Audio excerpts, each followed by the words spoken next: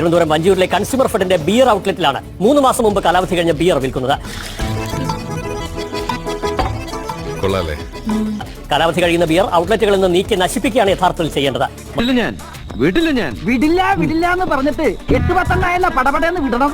കുടിയുടെ കാര്യത്തിൽ നമ്മളെ തോൽപ്പിക്കാനാവില്ലെന്ന് ഈ ഓണക്കാലത്തും നമ്മൾ ഒരിക്കൽ കൂടി തെളിയിച്ചതാണ്.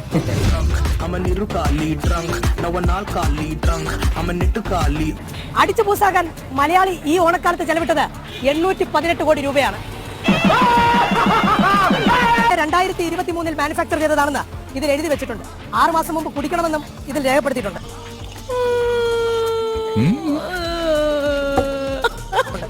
ഇപ്പോൾ കാലാവധി കഴിഞ്ഞിട്ട് 3 മാസവും 5 ദിവസവും പിന്നിട്ടു.